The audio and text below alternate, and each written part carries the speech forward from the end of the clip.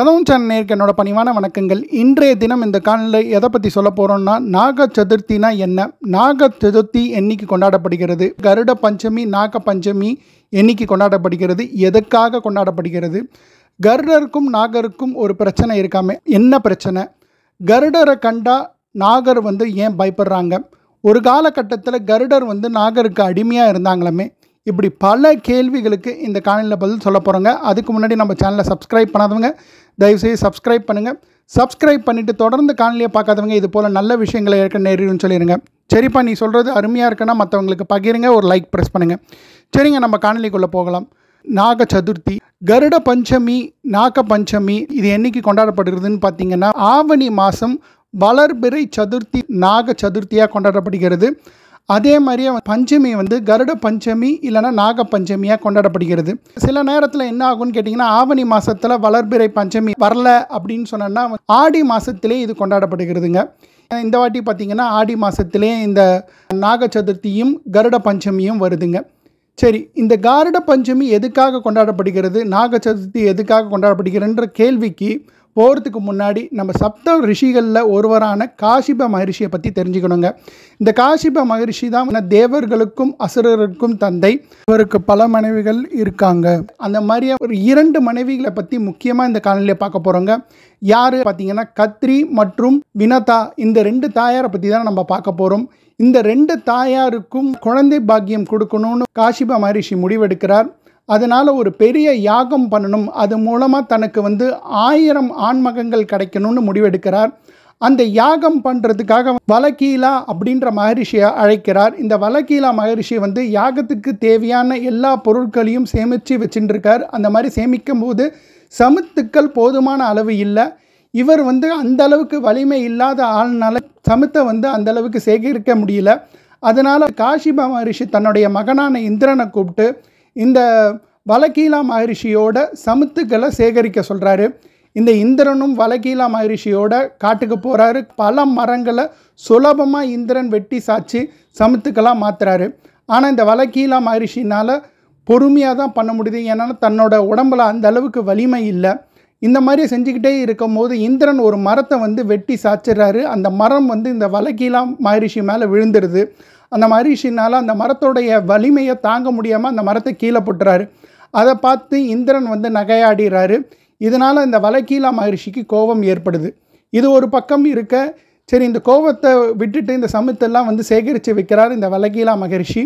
சமுத்தெல்லாம் சேர்த்து வச்சுட்டு யாகம் ஆரம்பிக்கிறதுக்கு முன்னாடி இந்த காசிப மகரிஷி 2 இந்த மனைவியை கத்ரி மற்றும் வினதா 2 பேரையும் கூப்பிட்டு உங்கள் 2 பேருக்கு என்ன வரம் வேணும் அப்படின்னு கேட்குறாங்க. அப்போ இந்த கத்ரி தாயார் முதல்ல தனக்கு தான் அந்த வரம் வேணும் அப்படின்னு கேட்குறாங்க. அதே மாதிரி காசிப மகரிஷி அந்த வரத்தை கொடுக்கறதுக்கு தயாராக இருக்கிறாங்க. என்ன வரம் கேட்குறாங்கன்னா, தனக்கு 1000 மகன்கள் வேணும். இந்த 1000 மகன்கள் கொடிய விஷயங்களை கொண்டவங்களாக இருக்கணும். இந்த 1000 மகன்களும் தன் சொல் பேச்சு கேட்கணும், ரொம்ப சக்திசாலியாக இருக்கணும் அப்படின்றது இந்த கத்ரி தாயாரோட வேண்டுகோளாக இருக்குது. காசிப மகரிஷியும் அதை நிறைவேற்றி வைக்கிறாரு. வினதா தாயார்கிட்ட உனக்கு என்ன வரம் வேணும் அப்படின்னு கேட்குறாரு. இந்த வினதா தாயார் என்ன கேட்குறாங்கன்னா, எனக்கு 1000 மகன்கள்லாம் வேண்டாம், 2 மகன்கள் போரும். அந்த 2 மகன்களும் நெறிப்படி நடக்கணும், அவங்க நல்லதே செய்யணும். அதே மாதிரி இந்த கத்ரி தாயாரோட மகன்களோட வலிமையாக இருக்கணும், ஆற்றல் மிகுந்தவங்களாக இருக்கணும், இறை பக்தி உடையவர்களாக இருக்கணும் அப்படின்னு சொல்லி வரம் கேட்குறாங்க. அந்த வரத்தையும் காசிப மகரிஷி தராங்க.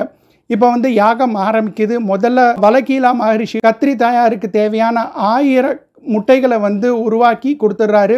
அதுக்கப்புறம் என்ன பண்ணுறாருன்னா, இந்த வினதா தாயாருக்கு உண்டான 2 முட்டைகளை உருவாக்கும் பொழுது இந்த இந்திரன் மேலே இருக்க கோபத்தில் இன்னொரு இந்திரன் உருவாகணும் அப்படின்னு யாகத்தில் சொல்லி உருவாக்குறதுக்கான மந்திரத்தை பிரயோகம் பண்ண முயற்சிக்கும் போது இந்திரனுக்கு புரிஞ்சிடுது, தன் நிலை இழக்க போகிறோன்னு தெரிஞ்சுக்கிட்டு காசிப மகரிஷி கிட்ட போயிட்டு இன்னொரு இந்திரனை உருவாக்க வலக்கீலா மகரிஷி முயற்சிக்கிறாருன்னு சொல்கிறாரு.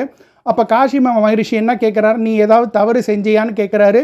அதுக்கப்புறம் நடந்ததை இந்திரதேவன் சொல்ல காசிப மகரிஷி ரொம்ப கோபம் அடைகிறார். நீ தேவர்களுக்கெல்லாம் ராஜா, நீ இந்த மாதிரியே தவறை செஞ்சிருக்கவே கூடாது, இது எவ்வளோ பெரிய தவறுன்னு சொல்லி கண்டிக்கிறார். கண்டித்த உடனே இந்திரனும் தந்தை கிட்ட மன்னிப்பு கேட்குறார். இதை தெரிஞ்சுக்கிட்டு இப்போ காசிப மகரிஷி வலக்கீலா மகரிஷி கிட்ட போய் இந்த மந்திரத்தை சொல்ல விடாமல் தடுத்து அவர்கிட்ட இந்த காசிப மகரிஷி மன்னிப்பு கேட்டு, அதுவும் இந்திரதேவனும் வலகீலா மகரிஷிகிட்ட மன்னிப்பு கேட்குறார். இந்த மன்னிப்பு கேட்டதுனால என்ன பண்ணுறாருன்னு இந்த வலகீலா மகரிஷி என்ன பண்ணுறாருன்னு பார்த்தீங்கன்னா, மந்திரத்தை கொஞ்சம் மாற்றி சொல்கிறார். என்ன மாற்றி சொல்கிறாருன்னு பார்த்தீங்கன்னா, இந்திரன் தேவர்களுடைய ராஜாவாக இருக்கணுன்ற மந்திரத்தை பக்ஷியின் ராஜாவாக இருக்கணும்னு மாற்றிடுறார். அந்த 2 கருமுட்டைகளை உருவாக்கி வினதா தாயார்கிட்ட கொடுத்துட்றாங்க. காசிப மகரிஷியும் தியானிக்க சென்றுறாரு. கத்திரி தாயாரும் வினதா தாயாரும் இந்த 2 பேரும் இந்த முட்டைகளை ரொம்ப பாதுகாப்பாக அரவணைப்போடு பார்த்துட்டு இருக்காங்க. காலங்கள் கொஞ்சம் கொஞ்சமாக நவருது. இந்த கத்திரி தாயாரோட 1000 முட்டைகள் பொறிச்சு பாம்புகளாக உருவாகுது. ஆனால் இந்த வினதா தாயாருடைய கரு முட்டைகள் பொறிக்கவே இல்லை. சரி, இந்த 1000 குழந்தைகளை பார்த்து கத்திரி தாயார் ரொம்ப சந்தோஷப்படுறாங்க. சந்தோஷப்படுறது மட்டும் இல்லாமல் இந்த வினதா தாயாரை பார்த்து ஏளனம் பண்ணுறாங்க, கேலி பண்ணுறாங்க. உனக்கு இந்த ரிஷி இந்த முட்டையை உருவாக்கும் பொழுது சரியாக மந்திரங்கள் போதிக்கலை போல இருக்குது, அதனால தான் உன் முட்டைகள் இன்னும் பொறிக்கலை அப்படின்ற மாதிரி சொல்கிறார். இதனால் வினதா தாயாருக்கு ரொம்ப பெரிய பயம் உருவாகுது. இந்த வினதா தாயார் என்ன பண்ணுறாங்கன்னா, ஒரு கரு முட்டையை உடச்சி பார்த்துடலாமா அப்படின்னு சிந்திக்கிறாங்க. ஆனாலும் சில நாட்கள் அந்த சிந்தனையை ஒதுக்கி வச்சுட்டு எதுவும் பண்ணாமல் இருக்காங்க. ஒரு நாள் அவங்களால தாங்க முடியாமல் அந்த கருமுட்டையை உடச்சி பார்க்குறாங்க. பாதி உருவான ஒரு உருவம் இருக்குது. அந்த உருவம் அந்த முட்டையிலேருந்து வெளியில் இந்த வினிதா தாயாருக்கு ஒரு சாபம் கொடுக்குது. என்னன்னு சொன்னோன்னா, இந்த முட்டையை உடைச்சதுனால நீ மற்றவருக்கு அடிமையாக இருந்து தன்னுடைய வலியை அனுபவிக்கணும்னு சாபம் இடுது. அந்த முட்டையிலேருந்து வெளியே வந்தவர் யாரும் இல்லை, அவர் பேர் அருணன். அவர் தான் சூரிய தேவனுடைய சாரதியாக இருக்கிறார். இன்றைக்கும் நம்ம விடியற் காலையில் சூரியன் உதிக்கும் போது ஒரு ஆரஞ்சு கலரில் ஒரு ஒளி வரும். இது அருணனுடைய உடம்புலேருந்து வர ஒளியோட நிறம்னு சொல்கிறாங்க. இந்த வினிதா தாயார்னால இந்த சாபத்தோடைய வருத்தம் தாங்க முடியாமல் இந்த அருணன் கிட்ட கதறாங்க. இந்த சாபத்திலேருந்து தனக்கு விமோச்சனம் தர சொல்லி கேட்குறாங்க. அப்போ இந்த அருணன் என்ன சொல்கிறாருன்னா, இந்த இன்னொரு முட்டையை ரொம்ப பாதுகாப்பாக பார்த்து அந்த முட்டையிலேருந்து வரக்கூடிய குழந்தை இந்த சாபத்திலேருந்து உங்களுக்கு விமோச்சனம் தருவாங்கன்னு சொல்லிட்டு இந்த அருணன் அந்த இடத்த விட்டு போயிடுறாரு. இந்த வினதா தாயாரும் அந்த கரு முட்டையை பத்திரமா பார்த்துக்கிறாங்க. ஆனால் இந்த சாபம் வேலை செய்ய ஆரம்பிச்சிருங்க. இந்த சாபம் வேலை செய்கிறதுக்கு ஒரு கதை இருக்கும்ல. இந்த கத்திரி தாயாரும் இந்த வினதா தாயாரும் ஒரு தோட்டத்தில் நடந்துட்டு இருக்காங்க. அப்போ ஒரு வெள்ளை குதிரை, இந்திரனுடைய ஒரு வெள்ளை குதிரை அவங்கள கடந்து போகுது, வேகமாக கடந்து போகுது. இந்த வெள்ளை குதிரையோட வாளோட நிறம் என்னன்னு அவங்களுக்குள்ள பேச்சுவார்த்தை ஆரம்பிக்குது. ஒரு கட்டத்தில் என்ன ஆகுதுன்னு கேட்டிங்கன்னா, அவங்களே இந்த பேச்சுவாக்கில் அது ஒரு சவாலாக மாற்றுறாங்க. இந்த சவாலில் யார் ஜெயிக்கிறாங்களோ அவங்க இன்னொருத்தரை அடிமையாக்குவாங்கன்னு சொல்லிட்டு இந்த சவாலை முடிவெடுக்கிறாங்க.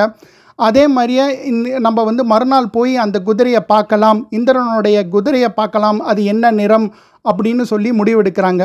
இந்த இந்திரனுடைய குதிரை எப்படி உருவாச்சுன்னு பார்த்தீங்கன்னா, இந்த பார்க்கடல் கடையும் பொழுது ஒரு குதிரை உருவாகி வெளியே வந்ததை எடுத்து இந்திரனுக்கு கொடுத்துருப்பாங்க. அந்த குதிரையோடைய பெயர் என்ன அப்படின்னு உங்களுக்கு தெரியும்னா தயவுசெய்து கமெண்ட் பாக்ஸில் கமெண்ட் பண்ணுங்கள். நிறைய பேர் கமெண்ட் பண்ணி நிறைய பேருக்கு தெரியலன்னு சொன்னால் நாங்களே அந்த குதிரையோட பேரை சொல்கிறோங்க.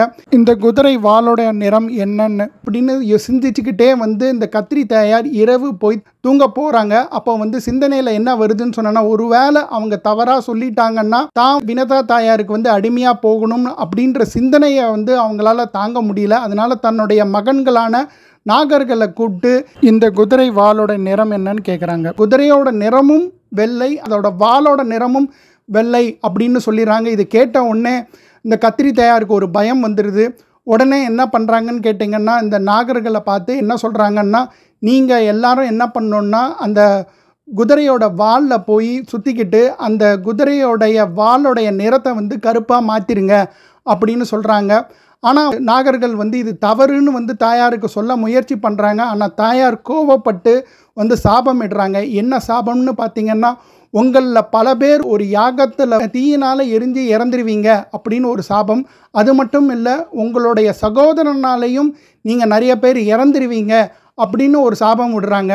இந்த சாபத்தை இன்னும் அதிகமாக சொல்ல போகிறாங்கன்ற ஒரு பயம் இந்த நாகர்களுக்கு வருது. தாயார் சொல் பேச்சு கேட்கலாம் அப்படின்னு சொல்லிட்டு தாயார் சொல் பேச்சு கேட்குறாங்க. தாயார் சொன்ன மாதிரியே அந்த இந்திரலோகத்தில் இருக்க குதிரையின் வாலில் போய் இவங்க சுற்றிக்கிறாங்க. சுற்றின்ட்டு கருப்பு நிறமாக காட்டுறாங்க. இதனால் என்ன ஆகுதுன்னு கேட்டிங்கன்னா, வினதா தாயார் கத்திரி தாயாருக்கு அடிமையாயிடுறாங்க. இந்த அடிமைத்தனத்தில் இருக்கும்போது இந்த கருடர் பிறக்கிறார். இந்த கருடர் பிறந்த தினம்தான் கருட பஞ்சமி அப்படின்னு நம்ம கொண்டாடுறோங்க. இந்த கருட பஞ்சமி மட்டும் இல்லைங்க, இந்த நாக பஞ்சமியாகவும் இது கொண்டாடப்படுகிறது. இது மட்டும் இல்லை, இதுக்கப்புறம் நடக்கிற கதைகளை நான் தொடர்ந்து சொல்கிறேங்க. என்ன நடக்குது அப்படின்னு பார்த்தீங்கன்னா, இந்த கருடன் அடிமையாக இருக்கும்போது பிறந்ததுனால அவரும் அடிமையாக வினதா தாயாரோட இருக்கிறாரு. இந்த அடிமைத்தனத்துலேருந்து வெளியில் வரணுன்றதுக்காக கத்திரி தாயார்கிட்ட ஏதாவது உபாயம் இருக்கா, வழி இருந்தால் சொல்லுங்கள், நான் உங்களுக்கு ஏதாவது ஒன்று செஞ்சுட்டு இந்த அடிமைத்தனத்துலேருந்து என் தாயாரை வெளியே எடுக்கணும்னு பார்க்குறேன் அப்படின்னு சொன்ன உடனே என்ன சொல்கிறாங்கன்னா, கத்திரி தாயார் சொர்க்கத்திலேருந்து அமிர்த கலசத்தை எடுத்துகிட்டு வந்து கொடுக்கணும் அப்படின்ற கட்டளையை வந்து இடுறாங்க. இந்த கருடனும் தன்னுடைய சக்தியை பயன்படுத்தி சொர்க்கத்துக்கு போய் இந்திரன் கூட போராடி இந்த அமிர்த கலசத்தை எடுத்துகிட்டு வந்து ஒரு தர்பையை வந்து பாயாக போட்டு அந்த தர்பை மேலே இந்த அமிர்த கலசத்தை வைக்கிறாங்க. அமிர்த கலசத்தை வச்ச உடனே இந்த கத்திரி தாயார் தன்னுடைய 1000 மகன்களை கூப்பிட்டு போய் ஸ்நானம் பண்ணிவிட்டு வந்து இந்த அமிர்தத்தை குடிக்கலாம் அப்படின்னு முடிவெடுக்கிறாங்க. அந்த நேரம் பார்த்து இந்திரன் வந்து அந்த அமிர்த கலசத்தை தூக்கிட்டு போயிடுறான். அந்த அமிர்த கலசத்தில் இருக்கிற அமிர்தம் வந்து இந்த தர்பை புல் மேலே வந்து விழுந்துடுது. இதை பார்த்துட்டு தன்னால் ஒன்றுமே செய்ய முடியலன்ற வருத்தம் நாகருக்கு ஏற்படுது. இந்த அமிர்த கலசத்துலேருந்து அமிர்தம் வந்து இந்த தர்பை பாய் மேலே விழுந்ததில்ல, அந்த தர்பை பாய் மேலே இருக்கிற அமிர்தத்தை சாப்பிடணும்னு தன்னுடைய நாக்குனால் நக்கிறாங்க. அப்போ தான் வந்து பாம்புகளுடைய நாக்கு வந்து துண்டிக்கப்படுது. இதனால தான் நாகத்தோடைய நாக்கு வந்து துண்டிச்சா மாதிரியே இருக்கும். இது இப்போ உங்களுக்கு புரியுதா எதனால் வந்து நாகத்தோட நாக்கு வந்து துண்டிச்சு இருக்குன்னு சொல்லிட்டு. அமிர்த கலசத்தை எடுத்துன்னு வந்து தந்ததுனால கருடன் இந்த அடிமைத்தனத்திலேருந்து விடுபடுறாரு. இது ஒரு பக்கம் இருக்க, நாகர்கள் தன் நாக்கு வந்து துண்டுபட்டு போராத குறிக்கு ஏற்கனவே ஒரு சாபத்தை வந்து வாங்கியிருக்காங்க. இந்த சாபம் ஒரு காலகட்டத்தில் மறுபடியும் இந்த சாபமும் வேலை செய்ய ஆரம்பிக்குது. ஜனமேஜயன் ஒரு ராஜா வந்து ஒரு யஜ்ஞம் பண்ணுறார். அந்த யஜ்ஞத்தில் வந்து பாம்புகளை பலியிடுறார். பாம்புகளை வந்து அந்த யஜ்ஞத்தில் போட்டு எரிக்கிறார். இதை பார்த்த உடனே காஷிப மகரிஷிக்கு வருத்தம் தாங்க முடியாமல் யாகத்தை வந்து தடுத்து நிறுத்தி நாகர்களுக்கு வந்து சாப விமோச்சனம் தரார். இந்த சாப விமோச்சனம் நடந்த தினம்தான் நாக சதுர்த்திங்க. தாயாரோட சாபத்தினால தான் நாகர்கள்லாம் கருடனை பார்த்து பயப்படுறது. பல நாகங்கள் கருடனால் வந்து இறந்ததுக்கு காரணம் தன்னுடைய தாயார் இட்ட சாபம் தாங்க. இதனால தான் வந்து பெரியவங்க என்ன சொல்கிறாங்கன்னா, வாக்கு சொல்லும் பொழுது பார்த்து சொல்லணும், நாவால் சொல்லும் வார்த்தை வந்து நல்லதாக இருக்கணும்னு சொல்கிறதுக்கு இதுதாங்க காரணம். இந்த நாக சதுர்த்தி தினத்தன்னைக்கு பாம்புகளுக்கே இருக்கிற சாபத்தை நிவர்த்தி பண்ண ஒரு தினம். நம்மளுக்கு பாம்புனால் ஏதாவது சாபம் ஏற்பட்டாலோ, இந்த ஜாதகத்தில் ராகு கேத்து தோஷம் இருந்தாலோ, ராகு கேத்து வந்து 1ஆம் வீட்லேயோ இல்லை 2ஆம் வீட்லேயோ 7, 8 வீட்லேயோ இருந்தால் வந்து நாகதோஷம்னு சொல்லுவாங்க. அதே மாதிரியே ராகு கேத்துக்குள்ளே வந்து எல்லா கிரகமும் அடங்கி இருந்தால் அது வந்து கால சர்ப்ப தோஷம்னு சொல்லுவாங்க. இந்த மாதிரியே தோஷங்கள் எதனால் உருவாகுதுன்னு பார்த்திங்கன்னா, முன்னாடிலாம் வந்து விவசாயம் சார்ந்து நம்மளுடைய முன்னோர்கள் இருந்தாங்க. அந்த விவசாய நிலத்தில் வந்து நிறைய பாம்புகள் வரும். பாம்புகளை துன்புறுத்துனா இந்த மாதிரியா வந்து தோஷங்கள் நம்மளை வந்து தாக்கும், சாபங்களாக மாறலாம். இந்த மாதிரி சாபங்களை நிவர்த்தி பண்ணக்கூடிய ஒரு தினமாக இந்த நாக சதுர்த்தி தினம் திகழுதுங்க. இந்த நாக சதுர்த்தி தினத்தன்னைக்கு நீங்கள் என்ன பண்ணணுன்னா, உங்கள் வீட்டு பக்கத்தில் இருக்கிற புற்றுக்கு பால் வாக்கலாம். இப்போல்லாம் புற்றே இல்லைப்பா, எங்கேருந்து போய் பால் வாக்கணும் அப்படின்னு சொன்னீங்கன்னா, நாகர் சிலைக்கு வந்து மஞ்சளால் அபிஷேகம் பண்ணலாம், பால்னால் அபிஷேகம் பண்ணலாம். இந்த மாதிரியே பண்ணி அந்த நாக விக்கிரகத்துக்கு வந்து நிவேத்தியம் பண்ணி ஆராதனை பண்ணிங்கன்னா நாக தோஷங்கள் நிவர்த்தி ஆகுங்க. இந்த ராகு கேத்து தோஷங்கள் நிவர்த்தி ஆகும். இது மட்டும் இல்லை, இந்த பாம்புகளுக்கு அதிதேவதை, அதாவது மேலே இருக்கிற தேவதை யாருன்னு பார்த்தீங்கன்னா துர்கை தேவி இல்லைன்னா கௌரி தேவியோடைய காயத்ரி மந்திரம் இந்த நாளில் வந்து ஜபம் பண்ணிக்கிட்டே வந்தீங்கன்னா நல்ல பலன்களை தரக்கூடியதுங்க.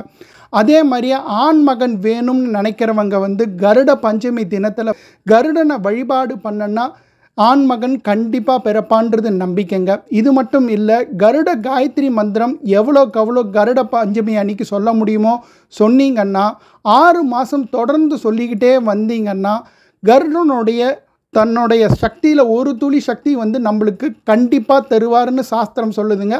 அதனால் நம்பிக்கையாக தினமும் 6 மாதம் கருட பஞ்சமி தினத்துலேருந்து 6 மாதம் தொடர்ந்து இந்த ஜபம் பண்ணும்பொழுது உங்களுக்கு வந்து கருடனுடைய பரிபூர்ணமான அருள் கடாட்சம் உங்களுக்கு கிடைக்குங்க.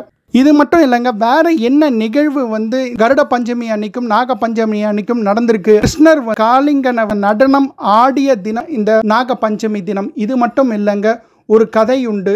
ஒரு கிராமத்தில் ஒரு பெண்மணி வாழ்கிறாங்க. அவங்களுக்கு வந்து 7 சகோதரர்கள். அவங்களுக்கு தாய் தந்தையர் இல்லை. தாய் தந்தையர் இல்லாதனால சிவபெருமானியும் அம்பாளையும் தினம்தோறும் ரொம்ப வழிபாடு பண்ணக்கூடிய அந்த பெண்மணி என்ன ஆகுதுன்னா, ஒரு நாள் தன்னுடைய 7 அண்ணன்மார்களுக்கும் உணவை எடுத்துக்கிட்டு போகிறாங்க. அந்த மாதிரி எடுத்துக்கிட்டு போகும்பொழுது மேலே ஒரு கருடர் ஒரு பாம்பை தன் காலால் நெரிச்சிக்கிட்டு எடுத்துகிட்டே போகுது. அந்த வலி தாங்க முடியாமல் இந்த பாம்பு விஷத்தை வந்து இந்த பெண்மணி எடுத்துகிட்டு போன சாப்பாடில் அந்த விஷத்தை கக்கிடுது. இந்த விஷத்தை சாப்பிட்டு இந்த 7 அண்ணன்மார்களும் இறந்துடுறாங்க. தாய் தந்தையர்களாக இந்த பொண்ணு நினச்சிருக்க சிவபெருமானியும் பார்வதி தேவியும் கூப்பிட்டு என்னுடைய 7 அண்ணன்மார்களை காப்பாற்றணும்னு வந்து சொல்கிறாங்க. அப்போ என்ன சிவபெருமான் சொல்கிறாருன்னா, இந்த நாக பஞ்சமி தினத்தன்னைக்கு விரதம் இருந்து நாகத்துக்கு தேவையான பூஜைகளை பண்ணால் இந்த 7 அண்ணன்மார்களும் உயிரோடு வருவாங்கன்னு சொல்லி இந்த பெண்ணும் அந்த தினத்தில் வந்து விரதம் இருந்து இந்த 7 அண்ணன்மார்களையும் உயிர்ப்பித்த தினம் இந்த கருட பஞ்சமி நாக பஞ்சமி தினம்ங்க. நாக சதுர்த்தி கருட பஞ்சமி நாக பஞ்சமி அன்னைக்கு என்ன மந்திரம்னு சொல்லணும்னு சொல்லவே இல்லையாப்பா. நம்மளுடைய சேனலோட முக்கியத்துவமே அதுதானே அப்படின்னு கேட்டிங்கன்னா 3 காயத்ரி மந்திரம் சொல்லாங்க. ஒன்று வந்து கௌரியோட காயத்ரி மந்திரம், ஆதிசேஷனோட காயத்ரி மந்திரம் சொல்லலாம், கருட காயத்ரி மந்திரம் சொல்லலாம். இந்த 3 மந்திரத்தையும் நான் டிஸ்கிரிப்ஷனில் கொடுக்குறேன். யாரால எவ்வளோக்கு எவ்வளோ ஜபம் பண்ண முடியுமோ இந்த 3 மந்திரங்களை ஜபம் பண்ணி அம்பாளுடைய அனுகிரகம், நாகருடைய அனுகிரகம், கருடனுடைய அனுகிரகம் உங்களுக்கு எல்லாம் கிடைக்கணும்னு நினைக்கிறேங்க. அதனால் உங்கள் வாழ்க்கையில் எவ்வளோ பெரிய பிரச்சனை இருந்தாலும் இந்த நாக சதுர்த்தி கருட பஞ்சமி நாக பஞ்சமி தினத்தன்னைக்கு இந்த நாகரையும் கருடரையும் வழிபாடு பண்ணும்போது அந்த பிரச்சனையிலேருந்து கண்டிப்பாக வெளியே வருவீங்கன்னு சொல்லி இந்த காணொலியை முடிக்கிறேங்க. நன்றி, வணக்கம்.